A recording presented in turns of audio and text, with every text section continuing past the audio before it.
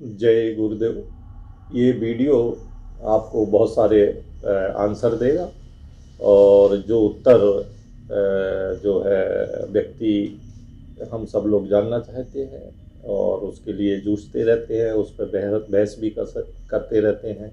एक समुदाय दूसरे समुदाय से भी बहस करता रहता है, ईश्वर की सत्यता पर सवाल उठाता रहता है, ईश्वर के व्यक्त और अव्यक्त होने पर सवाल उठाता रहता है ना। अव्यक्त निराकार और साकार का झगड़ा है, निर्गुण और सगुण का झगड़ा है। तो इन सब चीज़ों का उत्तर इस वीडियो में आपको मिलेगा। जैसा हम जानते हैं कि कोई भी अस्तित्व जो व्यक्त रूप में आता है, उसके पहले वो अव्यक्त रूप में जो है अपने बीज में छुपा रहता है। तो बीज में जो है वो व्यक्तता जो अंकुरित होने के बाद दिखती है, वो बीज में तो नहीं दिखती। तो कुछ लोग बीज को निराकार बोल देते हैं, हालांकि बीज का भी आकार होता है। और बीज जब अंकुरित होके जो है एक पेड़ पौधा हरा भरा फूलता फलता जब वो दिखता है तो उसको व्यक्त मान लेते हैं। जबकि जो अव्यक्त है उसके अंदर भी वो सारे गुण मौजूद हैं। तो कोई बीज को पूछता है, कोई फल को पूछता है। आनंद तो फल खाने में ही है, क्योंकि कारण तो विशेष बात है, लेकिन कार्य जो है उससे उससे विशेष बात है। जो सृष्टि है, ये सृष्टि मनुष्य के कर्म उपभोग के लिए बनाई गई। यदि ये सृष्टि नहीं होती तो मनुष्य अपने कर्मों रूपी प्रारब्ध की पोटली लेके इंतजार करता। जब भी ये सृष्टि होती तो कर्मानुसार उसको फल मिलते।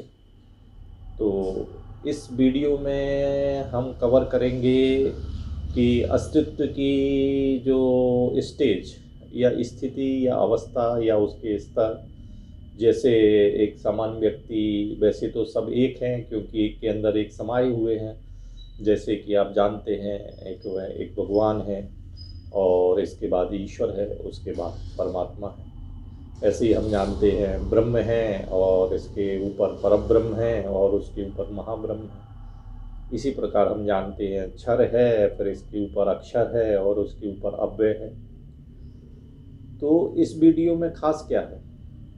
इस वीडियो में खास ये है कि ये एक गीता है, ये जीवन की गीता है, ये इस ब्रह्मांड की गीता है। ये गीता हमें कुछ संदेश देती है, हमें कर्म करने का संदेश देती है, क्योंकि कर्म का कभी बिना भोगे क्षय होता नहीं है, बिना प्रभु की इच्छा से। तो यदि जैसे आपने देखा होगा कि बच्चे नदी किनारे जाके बालू से घरौंदे बनाते हैं और जाते समय उन घरौंदों को मिटा देते हैं। लेकिन यदि हम अभी कोई घर बनाते हैं और जब एक शहर से दूसरे शहर जाते हैं तो उसको मिटाते नहीं हैं, क्योंकि हमको मालूम है कि हम अभी लौट के आएंगे और फिर इसी घर में हम आश्रय लेंगे। तो इसी प्रकार गीता हमको ज्ञान देती है कि हम जो है जो कर्म करते हैं वो सोच के करें कि यदि हमारी ये मृत्यु या ये स्थूल शरीर जब नहीं रहेगा तो इसके बाद भी हमारी यात्रा सूक्ष्म शरीर से जारी रहेगी, कारण शरीर से जारी रहेगी। फिर वो कारण शरीर, सूक्ष्म शरीर, फिर स्थूल शरीर बनेगा। फिर हमको किसी ब्रह्मांड में प्रारब्ध के लिए कर्म लेना पड़ेगा। तो क्योंकि ये जो आत्मा है, ये इसमें आत्मा में अजरता है, अमरता है, अखंडता है ना, अपारता है, और ये हमेशा मौजूद है। गीता में भगवान श्री कृष्ण ने अर्जुन से कहा है कि ऐसा अर्जुन कोई काल नहीं था, ना आगे होगा, जिसमें तुम नहीं होगे या मैं नहीं होगा। तो जब हमारी आत्मा अजर है, वो कभी ख़त्म नहीं होती है, और जब हमने उसको हमारी बोल दिया है तो उस आत्मा के साथ जो प्रारब्ध रहे और जीव बन के हमको भोगना पड़े, तो वो प्रारब्ध की पोटली हमारी सुखदायी हो। उस पोटली से हमें कांटे की जगह फूल, खुशबूदार फूल मिले और हमारा जिससे मन प्रसन्न हो। हमारी जो इंद्रियां हैं इन सबको अच्छा लगे, गंध हमारी नाक को अच्छा लगे, स्वाद हमारे जीभ को अच्छा लगे, उसका दर्शन हमारी आँखों को अच्छा लगे और इन इंद्रियों द्वारा मन जो है प्रसन्न हो। तो इन चीज़ों को जानने के लिए कि हमारा जन्म कैसे होता है और मृत्यु कैसे होती है और हम बार बार ऐसा क्यों होता है, तो ये समझना बहुत ज़रूरी है। इसी को हम गीता बोलते हैं। इस गीता में ये है कि यदि हम उल्टे चलते हैं कि जब हम मरेंगे तो क्या होगा, तो जैसा हमें मालूम है कि ये पंच तत्वों से बना हुआ शरीर जब हम मर जाते हैं तो ये स्थूल शरीर तो यहीं रहता है, जिसको करके लोग उसका दाह संस्कार कर देते हैं। लेकिन जो जीव है वो सूक्ष्म शरीर द्वारा ऊपर यात्रा करता है। तो उस सूक्ष्म शरीर में क्या क्या होते हैं, तो ये पांच भौतिक शरीर में पंच तत्व रहते हैं। आकाश है, वायु है, अग्नि है, जल है, पृथ्वी है। लेकिन जो सूक्ष्म शरीर है, सूक्ष्म शरीर तीन तत्वों से बना रहता है। उसमें आकाश है, वायु है, अग्नि है। उसमें जल और पृथ्वी तत्व नहीं रहता है। ये यहीं पड़ा रहता है स्थूल शरीर में, जिसको जो है दाह संस्कार में ख़त्म कर देते हैं। इसलिए आदमी के मरते ही लोग बोलने लगते हैं कि ये मिट्टी है, इसको ले चलो, इसमें अब रखा क्या है। तो वो जो सूक्ष्म शरीर है वो आकाश और वायु और अग्नि तत्व से बना है। उसको आकाशीय शरीर, वायुवी शरीर भी बोलते हैं। तो इन तीन तत्वों से उसकी जीवात्मा जो है आगे का सफ़र तय करती है। इसके ऊपर एक कारण शरीर रहता है। तो जीवात्मा एक निश्चित समय बाद कर्मों के प्रारब्ध भोग के लिए जो है फिर इस संसार में आती है।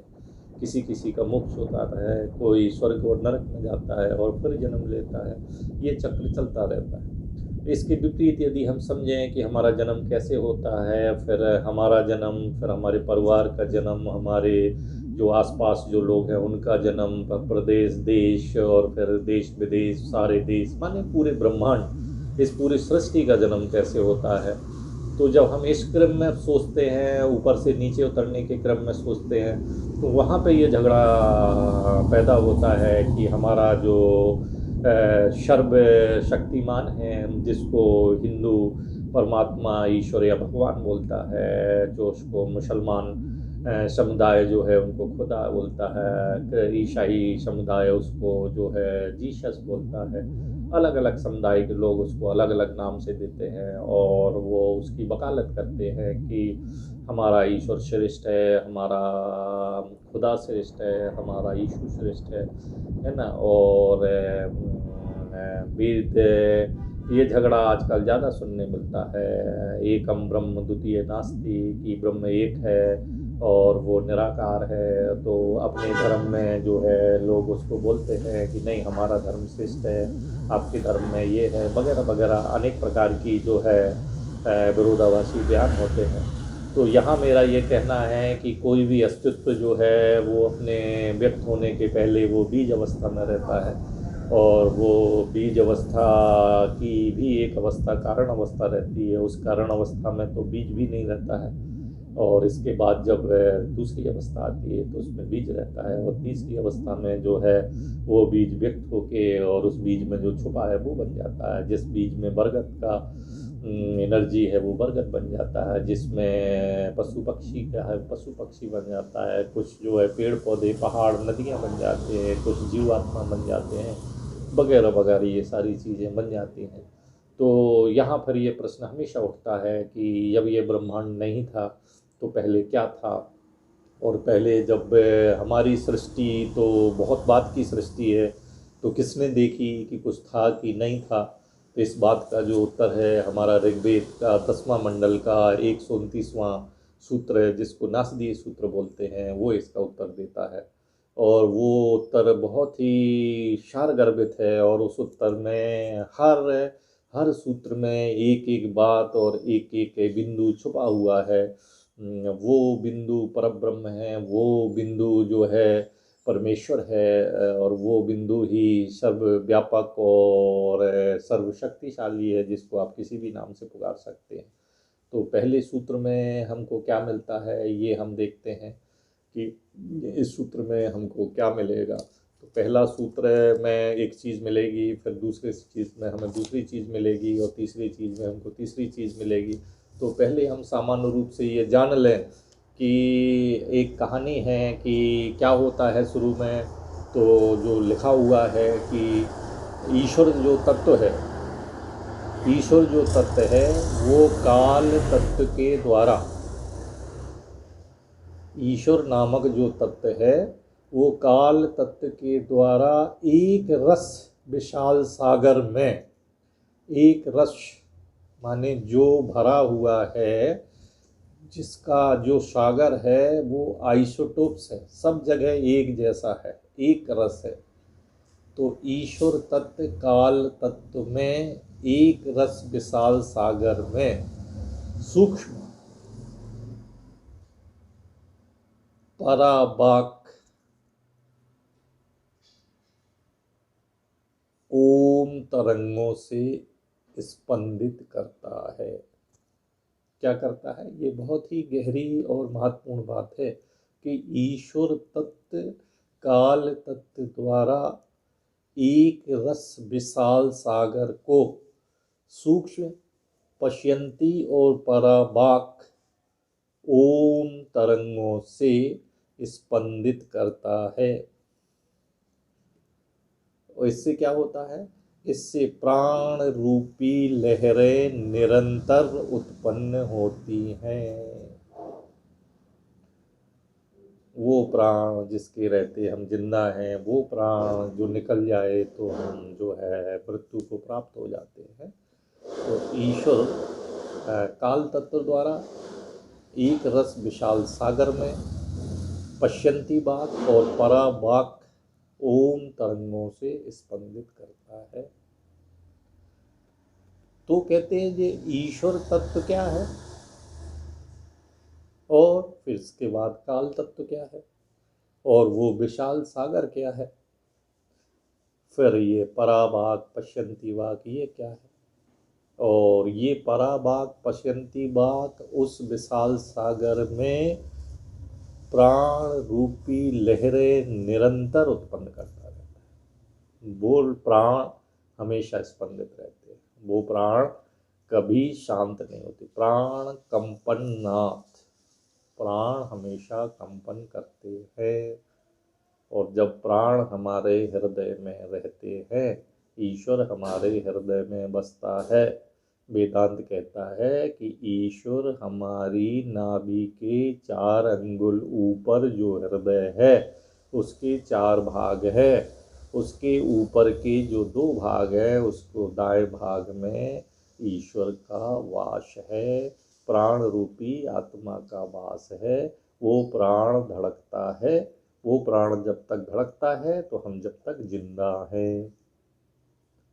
तो ये हमको समझना है कि ईश्वर काल तत्व विशाल सागर पश्यंती और पराबाक से प्राण नामक तरंगे स्पंदित करता है। तो इसको हम समझते हैं ऋग्वेद मंडल के 10वें मंडल के 129वें नासवी सूत्र में। पहला सूत्र क्या कहता है? तो वो कहता है नासदा सिन्नो सदा सिद्धदानी नासीद रजो नो बेमो परो यथा किमारीवा कोह कस्य शर्वन्न अंभा किमासीद गहनम गंभीरम। ऋग्वेद के 10वें मंडल के 129वें नास्तीय सूत्र का पहला सूत्र।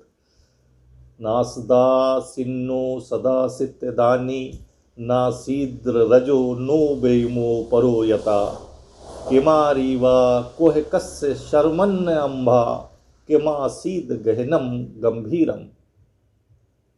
तदानियम वो सूत्र बोलता है यह जगत उत्पन्न होने के पूर्व ना सत आसीत, ना वो असत था, नो सत आसीत, ना वो सत था, ना असत आसीत, ना सत आसीत, ना वो असत था, ना सत था, ना रजा आसीत, ना ये नाना प्रकार के लोक और ना नाना प्रकार के लोग ही थे।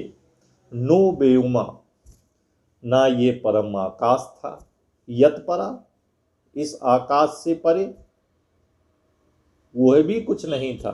किमारीवा, फिर वो कौन सा पदार्थ था, वो कौन सी एनर्जी थी जो चारों ओर से घेर रही थी। कोह, यह सब फिर क्या था? कस्य शर्मन, किसके आश्रय में था? किम, तो फिर क्या था? गहन गंभीरम अंबा आसीत। गहनम, इतना गहन, ऐसा पदार्थ जिसमें किसी का प्रवेश ना हो सके, इतना गहन। गंभीरम, इतना गंभीर जिसके वार पार का या आर पार का पता ना लगे, इतना गंभीर। गहनम गंभीरम अंबा आसीत। अंबस माने आप, माने जल जैसा कोई तत्व। आपको जल बोलते हैं, लेकिन जल नहीं, वो वाटर नहीं, जल जैसा, जैसा मॉइस्चर। मॉइस्चर जो है वो पानी नहीं है, लेकिन जल जैसा। अंबस, तो कोई व्यापक भासमान आप जैसा तत्व विद्यमान था। ये पहला सूत्र बोलता है। इसमें संकेत मिलता है कि जल नहीं था, लेकिन जल के पहले की यदि कोई अवस्था है तो वो तत्व था, आप नामक कोई तत्व। आपको बोलते हैं self experience. There was a some wide spread cosmic water present. ये पहला बोलते हैं। तो इस सूत्र से हमको ये मालूम चला कि जल जैसा या कोई भासमान, जिसका हमको सिर्फ आभास होता है कि कोई जल जैसा जलीय तत्व जो है वो मौजूद है, लेकिन आप जानते हैं कि मत भिन्नता रहती है। तो इस सूत्र का दूसरे टाइप से भी जो है अर्थ किया गया है, और दूसरे टाइप से अर्थ जो है शंकर रामचंद्र जी ने किया है। वो क्या बोलते हैं? वो कहते हैं तदानियम, माने उस समय। किस समय? मूलारंभ में, जब जगत नहीं था। असत, असत का संधि विच्छेद किया उन्होंने। आ धन सत, ना रहना, कोई नहीं था। शत, रहना, ना रहना था, ना रहना था। रजा, ना रजो लोग थे, कोई लोग नहीं थे। ना भू भुआ स्वा, ये कोई लोग नहीं थे। परम व्योमन, इस ऊपर के ओर का वो आकाश नहीं था। किमारीवम, किसने आवरण डाला? किमारीवा, किसे आवरण डाला? आवरीवा, किसे आवरण डाला? किम आवरीवा, किसने आवरण डाला? कोह माने कहाँ डाला? किस स्थान पर? आवरण डालने वाले ने आवरण किसके लिए डाला? जो चारों ओर से किसी को घेरे हुए था उसको बोलते हम आवरण। वो किसने डाला, किसको डाला, कहाँ डाला और क्यों डाला? गहनम माने प्रवेश के लिए अत्यंत दुस्तर, और गंभीर माने अगाध, विशाल। अंबा माने पानी। गहन गंभीरम अंबा किम आसी, इन्होंने ऐसा अर्थ किया है।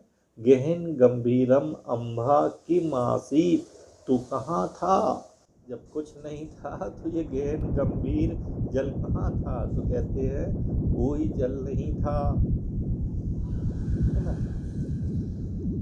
यहाँ अंबा का जो अर्थ उन्होंने किया है वो किया है Lord of water.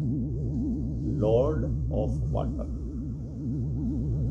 Large expense में लॉर्ड ऑफ, जो लॉर्ड ऑफ वाटर था, पानी का खुदा था, वो बहुत बड़ी विशाल था।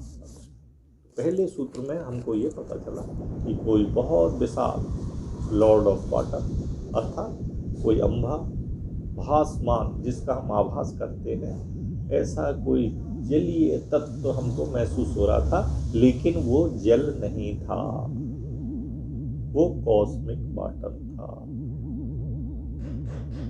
थोड़ी देर के लिए नए बच्चों को विज्ञान में समझने के लिए वो क्या था? ग्लूऑन क्वार्क प्लाज्मा था। ग्लूओन क्वार्क प्लाज्मा था।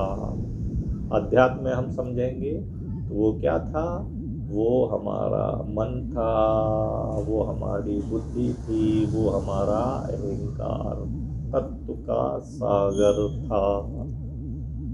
अब हम दूसरे नासदीय सूत्र के दूसरे सूत्र का जो है आपके लिए जो है इसको हम पढ़ते हैं। ये दूसरा सूत्र क्या कहता है, ना मृत्यु आसीत न मृत्युरासीत अमृतम ना तरही, न रात्रा अहनम आसीत प्रकेता, अनादिबीत बातम स्वधात तेदकम तस्मात् जन्यम परा किंचन कास। मृत्यु ना आसीत, उस समय मृत्यु नहीं थी, तरही ना अमृतम, ना उस समय अमृत था, ना कोई पैदा होता था और ना कोई मरता था। मरता जीवन की सत्ता और जीवन का लोक, ये दोनों नहीं थे। ना रात्रा प्रकेता आसीत, ना रात्रि का ज्ञान था, ना अहनम प्रकेता आसीत, ना दिन का ज्ञान था। अर्थात उस समय ना सूर्य था और ना चंद्रमा था। जगत आरंभ के मूलारंभ में ना दिन था, न रात था, न जन्म था, न मृत्यु थी, है ना। तत् एकम, जो था वह एक था। स्वाधा, अपने ही बल से समस्त जगत को धारण करने वाला, अपने ही बल से समस्त जगत को धारण करने वाला शक्ति से युक्त था। तस्मान अन्यत, उससे दूसरा पदार्थ किंचिन कुछ नहीं था। परा नास, उससे सूक्ष्म भी कुछ नहीं था, ना उससे छोटा कुछ था, ना उससे दूसरा कुछ था। यहाँ पे एक विशेष बात आई है कि मूलारंभ में परम ब्रह्म निर्माण होने की पूर्व मृत्युग्रस्त सृष्टि नहीं थी। अर्थात यहाँ एक चीज क्लियर हो गई कि परम ब्रह्म भी नहीं था। मूलारंभ में अर्थात परम ब्रह्म निर्माण होने के पूर्व मृत्युग्रस्त सृष्टि नहीं थी। जन्म और मृत्यु जिस तरह आज हो रहे हैं उस समय नहीं होते थे।